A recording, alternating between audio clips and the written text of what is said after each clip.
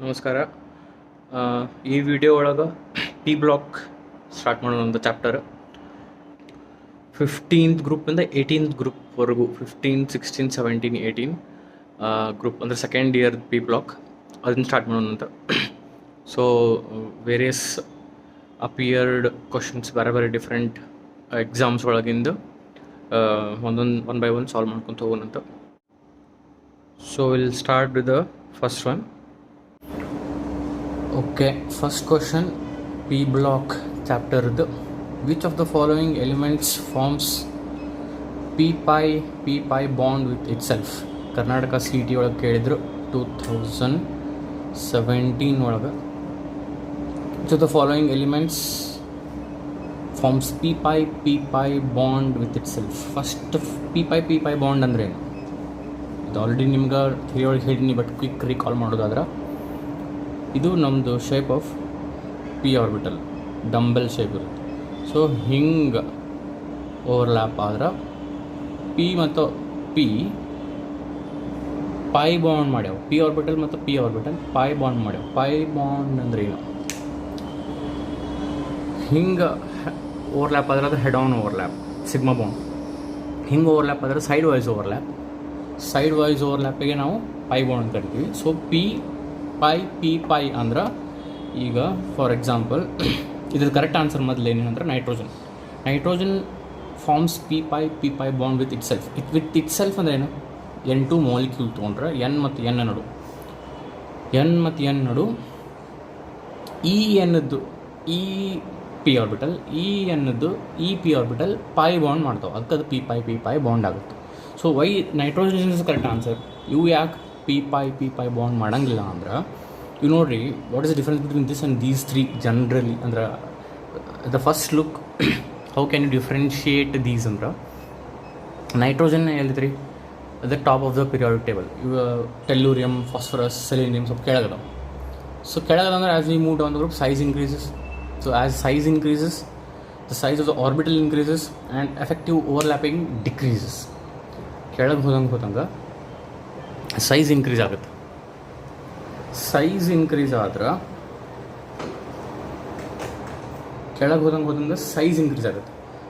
Size increase ಆದ್ರೆ orbital size increase ಆಗುತ್ತೆ. Orbital size increase ಆದ್ರೆ ಓವರ್ಲ್ಯಾಪಿಂಗ್ ಎಫೆಕ್ಟಿವ್ ಆಗಂಗಿಲ್ಲ.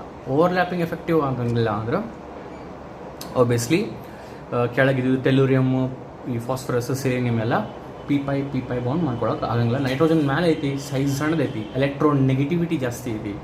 ಬಿಕಾಸ್ ಕೆಳಗೆ ಹೋದಂಗೆ ಎಲೆಕ್ಟ್ರೋನೆಗೆಟಿವಿಟಿನೂ ಡಿಕ್ರೀಸಸ್. ಸೊ ಟಾಪ್ನಾಗಿರೋ ಮ್ಯಾಲಿರೋ nitrogen can form p pi bond with itself. ಉಳ್ಕಿದ್ದಕ್ಕೆ ಆಗಂಗಿಲ್ಲ.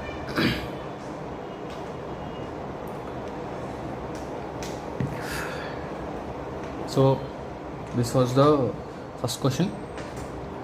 So which of the following elements forms p pi bond with itself ಅಂದರೆ ಯಾವುದು? ನೈಟ್ರೋಜನ್.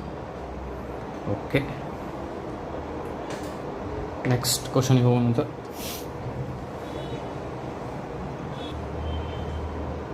Okay, second question. ಇದು ಕರ್ನಾಟಕ CET ಒಳಗೆ ಅಪಿಯರ್ ಆಗಿದ್ದು ಲೇಟೆಸ್ಟ್ ಕ್ವಶನ್. ಇದು 2020 ಒಳಗೆ ಹೋದ ವರ್ಷ ಅಪಿಯರ್ ಆಗಿದ್ದು. The last element of the P block in 6th period is represented by the outermost electronic configuration. ಇವು ನಾಲ್ಕರಾಗ ಯಾವುದು ಎದ್ರದ್ದು ಎಲೆಕ್ಟ್ರಾನಿಕ್ ಕಾನ್ಫಿಗರೇಷನ್ ಅಂದರೆ last element of the P block in 6th period.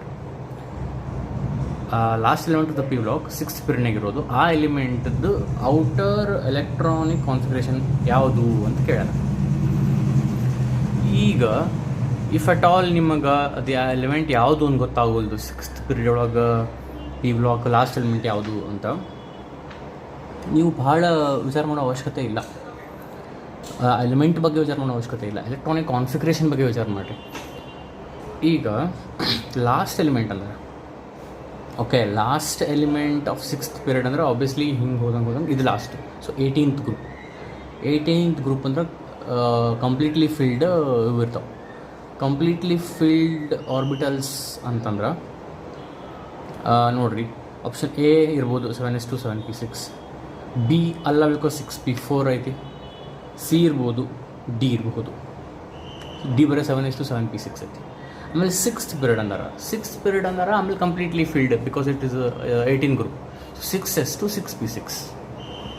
ಈಗ ನಾವು ಹಿಂಗೆ ಹೇಳ್ಕೊಂಡು ಬರ್ತೀವಲ್ರಿ, ಕೆಳಗೆ ಹೋದಂಗೆ ಇದು 1S2 1P6, 2S2 2P6, 3S2 3P6, ಹಿಂಗೆ 6S2 6P6. 6S2 6P6 ಇದಕ್ಕಂದ್ರೆ sixth period.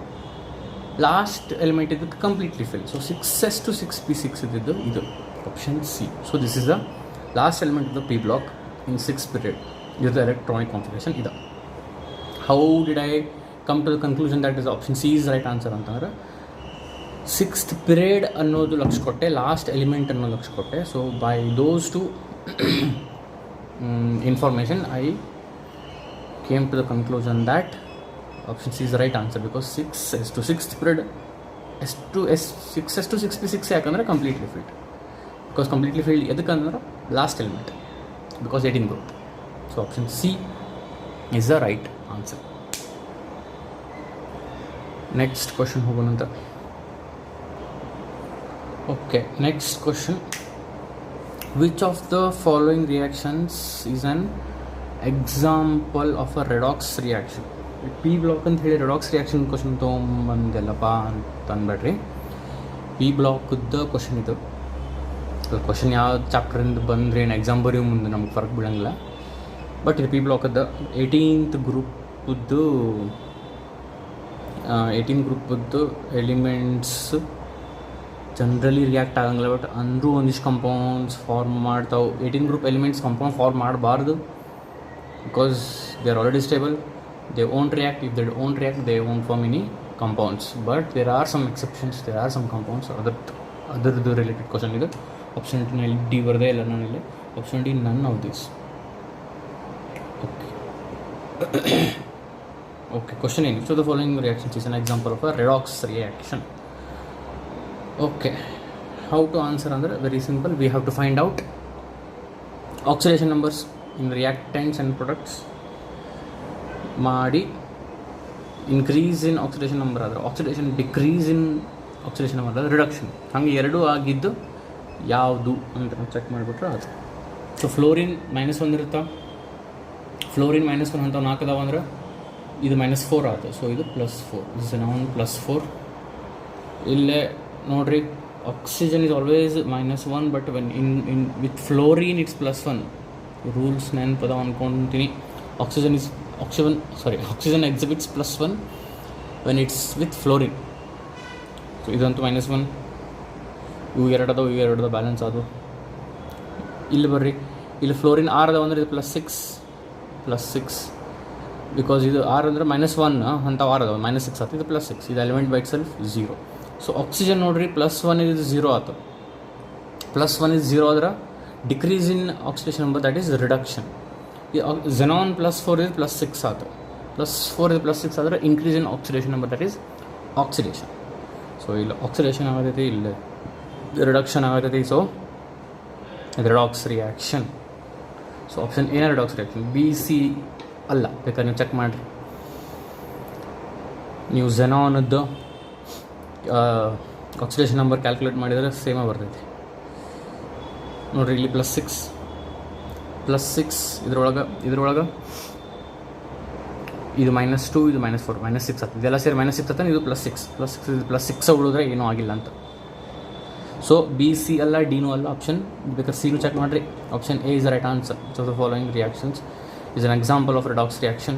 Option A. B ಮತ್ತು ಸಿನೂ ಒಮ್ಮೆ ಎದಕ್ಕೆ ಕರೆಕ್ಟ್ ಅನಿಸ್ತಾವೆ ಅಂದರೆ we know addition of oxygen is oxidation. So ಇಲ್ಲೇ ಆಕ್ಸಿಜನ್ ಇದ್ದಿದ್ದಿಲ್ಲ, ಅಲ್ಲಿ ಆಕ್ಸಿಜನ್ ಬಂತು.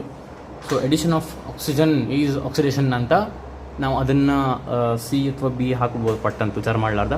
ಬಟ್ ನೀವು ತಲೆಯಾಗ ಇಟ್ಕೋಬೇಕು, finding out oxidation numbers is the most efficient way to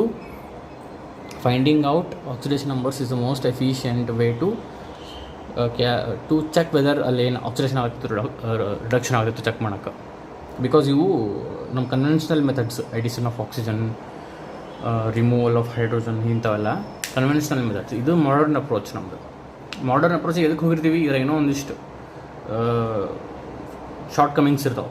so ಅದಕ್ಕೆ ಆ ಮೆಥಡಿಗೆ ಹೋಗಿರ್ತೀವಿ. So this should be your first approach, calculating oxidation numbers. Okay, so option A is the right answer of the redox reaction. ಇದು ನಾಲ್ಕರಾಗ ಯಾವುದು ಅಂದರೆ option A. Okay, next question. Okay, next question. ಇದು Karnataka CET appeared 2020 last year appear ಆಗಿದ್ದು. Incorrectly matched pair is ಈ ನಾಲ್ಕು match following type ಕೊಟ್ಟಾರ. XeF4 shape tetrahedral, ಇದ್ರದ್ದು ಡಿಸ್ಟಾರ್ಟೆಡ್ ಆಕ್ಟಾಹೆಡ್ರಲ್ಲು, ಇದರದ್ದು ಸ್ಕ್ವೇರ್ ಪಿರಾಮಿಡಲ್, ಇದರದ್ದು ಪಿರಾಮಿಡಲ್. ಇದು ನಿಮಗೆ ಯಾವ ಕಂಪೌಂಡ್ಸ್ ಸ್ಟ್ರಕ್ಚರ್ ಏನು ಅಂತ ಗೊತ್ತಿದ್ರೆ ಆನ್ಸರ್ ಮಾಡಬಹುದು. ಇದ್ರದ್ದು correct answer option A. XeF4 tetrahedral ಅಲ್ಲ. ಇದು ನೋಡ್ರಿ, ನಾಲ್ಕು ನೋಡಿದ ಕೂಡಲೇ ಟೆಟ್ರಾಹೆಡ್ರಲ್ ಅಂತ ನಿಮ್ಗೆ ಅನಿಸ್ಬೋದು. But XeF4, Xe outermost electrons 8 because ಅದು ನೋಬಲ್ ಗ್ಯಾಸ್. ಸೊ ಆ 8 ಒಳಗೆ 1 2 3 4 fluorine fluorine fluorine fluorine 4 fluorine ಜೋಡಿ ಫಾರ್ಮ್ ಮಾಡ್ಕೊಂಡಿರ್ತೈತಿ. ಇನ್ನು 4 ಉಳಿದ್ವಲ್ಲ, ಸೊ 2 ಲೋನ್ ಪೇರ್ ಆಗಿ ಇಲ್ಲಿರ್ತಾವೆ. ಸೊ ಅದು ಸ್ಕ್ವೇರ್ ಪ್ಲೇನಾರ್. ಸ್ಕ್ವೇರ್ ಪ್ಲೇನಾರ್ ಅಂದ್ರೆ ಈಗ ಇದು ಹಿಂಗಿಲ್ಲಿದ್ರೆ ಇದು ಸೆಂಟ್ರಲ್ ಆಟಮ್ ಅನ್ಕೋರಿ, ಇಲ್ಲೊಂದು ಇಲ್ಲೊಂದು ಇಲ್ಲೊಂದು ಇಲ್ಲೊಂದು ಹಿಂಗೆ ರೈಟ್ ಆ್ಯಂಗಲ್ಸ್ನಾಗ ಇರ್ತಾವೆ ಅವು. ಸೊ XeF4 ಏನು shape? Square planar. Square planar. So tetrahedral ಅಲ್ಲ. So incorrectly. Okay, next question. The correct statements among 1 to 3 regarding group 13 elements oxides. Group 13 ಇದ್ದು ಎಲಿಮೆಂಟ್ಸ್ ಏನದಲ್ಲ ಅದರದ್ದು ಆಕ್ಸೈಡ್ಸ್ ರಿಲೇಟೆಡ್ 3 ಸ್ಟೇಟ್ಮೆಂಟ್ ಕೊಟ್ಟಿವಿ ನಾವು. ಅದ್ರಾಗ ಯಾವ ಕರೆಕ್ಟ್? ಏನವು statements? Boron trioxide is acidic. Oxides of aluminium and gallium are amphoteric. Oxides of indium and thallium are basic. 3 statement ಅದಾವೆ. ಅದ್ರಾಗ 1 2 and 3 ಆಲ್ ಕರೆಕ್ಟು. 1 and 3 ಅಷ್ಟು correct. 1 and 2 correct. 2 and 3 correct. ಸ್ವಲ್ಪ ವಿಚಾರ ಮಾಡಿರಿ. 13th group. What is the trick to remember elements? ಮ್ಯಾಂಗನ್, ಆಲು, ಗಾಜರ್, ಇನ್ ಥೇಲಿ. ಬೋರಾನ್, ಅಲ್ಯೂಮಿನಿಯಂ, ಗೇಲಿಯಮ್, ಇಂಡಿಯಮ್, ಥೇಲಿ. ಸೊ ಏನಂತ ಬೋರಾನ್ ಟ್ರೈ ಆಕ್ಸೈಡ್ ಅದು. Boron oxide acidic. Aluminium, gallium amphoteric ಅಂದ್ರೆ ಅಸಿಡಿಕ್ ಬೇಸಿಕ್, 2 ಕ್ಯಾರೆಕ್ಟರ್ ಇರ್ತಾವೆ.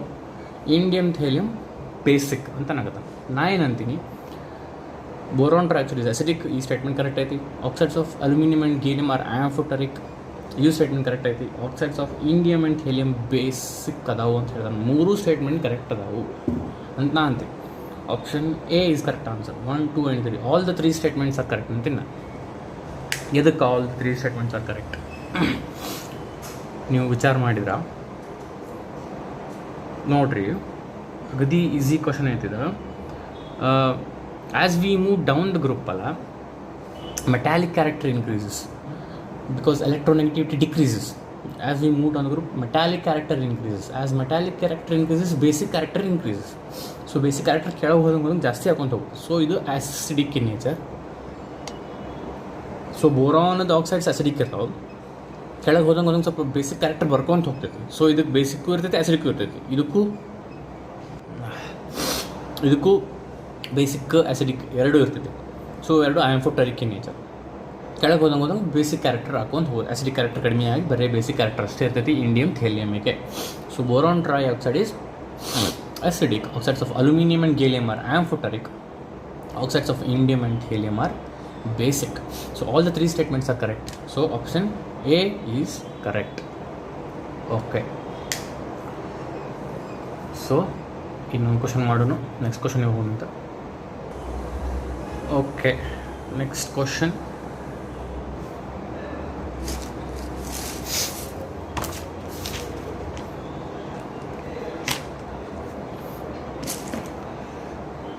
ಇದು ಕರ್ನಾಟಕ CET ಒಳಗೆ ಅಪಿಯರ್ ಆಗಿತ್ತು 2008 ಒಳಗೆ. ಇದನ್ನು ಯಾಕೆ ನಾ ಮತ್ತು ಬ್ರೌನ್ ರಿಂಗ್ದು ನೋಡಿ ನೀವು ಕ್ವಶನ್ ಓದಿರ್ಬೋದು. ರೆಡಾಕ್ಸ್ ರಿಯಾಕ್ಷನ್ ಒಳಗೆ ಇದ್ರ ಬಗ್ಗೆ ತೊಗೊಂಡಿದ್ದೆ ನಾನು ಆಲ್ರೆಡಿ. ಅವಾಗ ನಾನು ಹೇಳಿದ್ದೆ ರೌಂಡ್ ರಿಂಗ್ ಟೆಸ್ಟ್ ಬಗ್ಗೆ ನಮ್ಗೆ ಎಲ್ಲ ಇನ್ಫಾರ್ಮೇಷನ್ ಗೊತ್ತಿರಬೇಕು, ಬಿಕಾಸ್ ಇದ್ರ ಮೇಲೆ ಕ್ವಶನ್ಸ್ ಬಂದೇ ಬರ್ತಾವೆ ಅಂತ, ಮೋಸ್ಟ್ ಪ್ರಾಬ್ಲಿ ಬರ್ತಾವೆ. ಇದು ಫೇವ್ರೆಟ್ ಟಾಪಿಕ್ ಇದು. ಕಾಂಪಿಟೇಟಿವ್ ಎಕ್ಸಾಮ್ ಒಳಗೆ ಕ್ವಶನ್ ಪೇಪರ್ ಯಾರು ಸೆಟ್ ಮಾಡ್ತಿರ್ತಾರಲ್ಲ they often refer to this topic. So ಇಂದು ಬ್ರೌನ್ ರಿಂಗ್ ಟೆಸ್ಟ್ ಒಂದು ಕಾಂಪ್ಲೆಕ್ಸ್ ಬರುತ್ತೆ. ಆ ಕಾಂಪ್ಲೆಕ್ಸ್ ಒಳಗೆ ಅಯರ್ನದ ಆಕ್ಸಿಡೇಷನ್ ಸ್ಟೇಟ್ ಏನು ಅಂತ ನಾನು ಅದರೊಳಗೆ ಕೇಳಿದ್ದೆ. ರೆಡಾಕ್ಸ್ ರಿಯಾಕ್ಷನ್ ಬಗ್ಗೆ ಏನು ಕ್ವಶನ್ ಬಂದಿತ್ತು ಇನ್ ದ ಪ್ರೀವಿಯಸ್ ವೀಡಿಯೋ ಅಥವಾ ಅದ್ರ ಪ್ರೀವಿಯಸ್ ವೀಡಿಯೋ ಒಳಗೆ. +1 ಅಯರ್ನದ ಆಕ್ಸಿಡೇಷನ್ ಸ್ಟೇಟ್. ಸೊ ಅದು ಇರಲಿ. ಇಲ್ಲಿ ಏನು ಕೇಳ್ಯಾರ, ಇಂದ ಬ್ರೌನ್ ರಿಂಗ್ ಟೆಸ್ಟ್ ನೈಟ್ರೇಟಿಗೆ ಮಾಡೋ ಟೆಸ್ಟ್. ಇದು ನಿಮಗೆ ಗೊತ್ತಿರಬೇಕು ಇದ್ರ ಬಗ್ಗೆ. ನಾನು ಥಿಯರಿ ಒಳಗೆ ಹೇಳೀನಿ. ಆದಷ್ಟು ಮ್ಯಾಕ್ಸಿಮಮ್ ಇನ್ಫಾರ್ಮೇಷನ್ ಕಲೆಕ್ಟ್ ಮಾಡಿರಿ ಬ್ರೌನ್ ರಿಂಗ್ ಟೆಸ್ಟ್ ಬಗ್ಗೆ. ಓಕೆ, ಇಲ್ಲೇನು ಕೇಳ್ಯಾರ, ಇಂದ brown ring test the brown colour of the ring. ಆ ರಿಂಗಿಗೆ ಬ್ರೌನ್ ಕಲರ್ ಎದಕ್ಕೆ ಬರ್ತೈತಿ? NO ಮತ್ತು NO2 ಮಿಕ್ಸ್ಚರಿಗೆ ಬರ್ತೈತೋ, mixture of NO1 NO2. Option B nitrosoferrous sulphate ಇಂದ ಬರ್ತೈತೋ, ಆಪ್ಷನ್ ಸಿ ಫೆರಸ್ ನೈಟ್ರೇಟಿಂದ ಬರುತ್ತೋ, ಏನು ಆಪ್ಷನ್ ಡಿ ಫೆರಿಕ್ ನೈಟ್ರೇಟಿಂದ ಬರುತ್ತೆ. ಸೊ ಅದ್ರ ಬಗ್ಗೆ ನಿಮ್ಗೆ ಗೊತ್ತಿದ್ರೆ ಈಸಿಲಿ ಆನ್ಸರ್ ಮಾಡ್ಬೋದು. ಇದು ಆಪ್ಷನ್ ಬಿ ನೈಟ್ರೋಸೋಫೆರಸ್ ಸಲ್ಫೇಟ್ ಅಂತ ಫಾರ್ಮ್ ಆಗುತ್ತೋ ಅದರಿಂದ ಬ್ರೌನ್ ಕಲರ್ ಬರ್ತೈತೆ ಆ ರಿಂಗಿಗೆ. ಏನಿದೆ ನೈಟ್ರೋಸೋಫೆರಸ್ ಸಲ್ಫೇಟ್ ಅಂದ್ರೆ ಈ NO ಮತ್ತು FeSO4 ಫೆರಸ್ ಸಲ್ಫೇಟ್ ರಿಯಾಕ್ಟ್ ಆಗಿ FeSO4.NO ಅಂತ ಒಂದು ಕಾಂಪೌಂಡ್ ಫಾರ್ಮ್ ಮಾಡ್ತಾರೆ. FeSO4.NO ಇದು ನಮ್ಮದು ನೈಟ್ರೋಸೋಫೆರಸ್ ಸಲ್ಫೇಟ್. ಈ ನೈಟ್ರೋಸೋಫೆರಸ್ ಸಲ್ಫೇಟ್ ಫಾರ್ಮ್ ಆಗಿದ್ದಕ್ಕೆ ಡಾರ್ಕ್ ಬ್ರೌನ್ ಕಲರ್ ಬರ್ತೈತಿ. ಇದು ಬ್ರೌನ್ ಕಲರ್ ಈ ರಿಂಗಿಗೆ ಬರ್ತೈತಿ. So in the brown ring test the brown colour of the ring is due to formation of nitrosoferrous sulphate. What is nitrosoferrous sulphate? NO nitric oxide plus ferrous sulphate react ಆಗಿ FeSO4.NO ಒಂದು compound form ಆಗುತ್ತೆ. ಅದು brown colour ಇರ್ತೈತಿ, dark brown. So ರಿಂಗಿಗೂ brown colour ಬರ್ತೈತಿ. Okay, ಇದು ಸ್ವಲ್ಪ short ಆಯ್ತು ಅನ್ಸುತ್ತೆ ವೀಡಿಯೋ. It's okay. ಸೊ ಇದ್ರ ಮೇಲೆ ಇನ್ನೂ ವೀಡಿಯೋಸ್ ಮಾಡೋಣ ಅಂತ, don't worry about it. So P block ಇದು ಪ್ರಾಬ್ಲಮ್ ಬೇಸ್ಡ್ ಅಂತೂ ಡೆಫಿನೆಟ್ಲಿ ಅಲ್ಲ. ಜಗ್ಗಷ್ಟು ಇನ್ಫಾರ್ಮೇಷನ್ ಇರ್ತಿಲ್ಲ, ನಿಮ್ಗೆ ಫ್ಯಾಕ್ಟ್ಸ್ ಇರ್ತಾವೆ, ರಿಯಾಕ್ಷನ್ಸ್ ನೆನ್ಪಿಡೋಗಿರ್ತಾವೆ. ಸೊ ನಾನು ಇಲ್ಲಿ ಕ್ವಶನ್ಸ್ ಮಾಡ್ಕೊತ ಹೋಗ್ತೀನಿ. ಬಟ್ ಮೋಸ್ಟ್ ಇಂಪಾರ್ಟೆಂಟ್ P ಬ್ಲಾಕಿಗೆ ಏನು ಮಾಡ್ಬೇಕು ನೀವು ಅಂದ್ರೆ ಅದ್ರದ್ದು ಥೇರಿ ಹಿಡ್ಕೊಂಡು ಕೂಡ್ಬೇಕಂದ್ರೆ ಡೀಟೇಲಾಗಿ ಓದ್ಕೊಂಡು ಕುಂದಿರ್ಬೇಕನ್ರಿ. ಒಮ್ಮೆ ನೀವು ಥೇರಿ ಎಕ್ಸಾಮ್ ನಿಮ್ದಂತೂ ಆಗಿಲ್ಲ ಈ ಸಲ, ಬಟ್ ಪ್ರಿಪೇರ್ ಅಂತೂ ಮಾಡಿರ್ತೀರಿ ನೀವು. ಇನ್ ಕೇಸ್ P ಬ್ಲಾಕ್ ಓದಿಲ್ಲ ಅಂದ್ರೆ ಒಮ್ಮೆ ಹಂಗೆ ಕೂತು ಓದ್ರಿ ಎಲ್ಲ ರಿಯಾಕ್ಷನ್ಸ್. ಒಮ್ಮೆ you just go through. I know there are lot of reactions in that chapter. ದೊಡ್ಡ ಲೆಂದಿ ಚಾಪ್ಟರ್ ಐತದು, ಬಟ್ ಸ್ಟಿಲ್ ಒಮ್ಮೆ you go through those reactions. ಆದಷ್ಟು ಇನ್ಫಾರ್ಮೇಷನ್ ಕಲೆಕ್ಟ್ ಮಾಡ್ಕೊತ ನೆನ್ಪಿಟ್ಕೊಂತ ಹೋಗ್ರಿ. I know it's not easy, but you have to do it. So ಒಂದಿಷ್ಟು questions ಆದವು. As I have told you, important questions appear ಆಗಿದ್ವ ಮಾಡಿಸ್ತೀನಿ. ನೀವು ನಿಮ್ಮ ಕೈಲಿಂದ ಇನ್ನೊಂದಿಷ್ಟು ಕ್ವಶನ್ಸ್ ಮಾಡಿರಿ. Okay, so will be continuing this chapter in the next video. ನಮಸ್ಕಾರ, ಥ್ಯಾಂಕ್ ಯು.